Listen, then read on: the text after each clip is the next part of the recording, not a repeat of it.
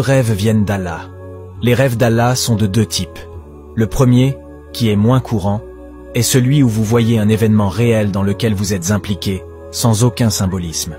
Vous voyez quelque chose qui se produira dans le futur, et il n'y a pas de symbolisme. Il s'agit d'une mise en œuvre directe de l'avenir. C'est exactement ce qui se passa avant la révélation du Coran, chaque nuit. Mohammed, que la paix soit avec lui, rêvait de ce qui allait se passer demain. Il peut être dans le souk en train d'acheter et de vendre. Il en rêve.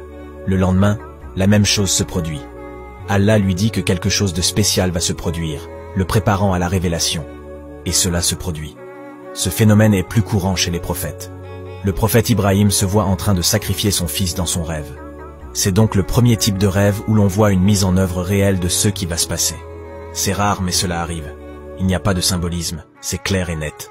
Donc rêve numéro 1, pas de symbolisme. Numéro 2, le rêve avec symbolisme. C'est le type le plus courant. Il arrive que les prophètes en fassent. Dans ce type de rêve, chaque objet que vous voyez symbolise quelque chose d'autre. Un épi de maïs représente une année d'eau, selon l'histoire de Youssouf. Une vache très grasse et une vache très maigre représentent une année de sécheresse par rapport à une année de surplus. Un arbre représente ceci, la Kaaba représente cela. La lumière représente autre chose. Dans une parole prophétique, le prophète, que la paix soit sur lui, a dit « J'ai vu des hommes portant des robes de différentes couleurs. J'ai vu des hommes portant des robes de différentes tailles. Certains portaient des robes jusqu'au cou, d'autres jusqu'au ventre. J'ai vu Omar, dont la robe traînait derrière lui. Comment l'as-tu interprété ?» Il répondit « La foi. Les gens ont différentes tailles de foi.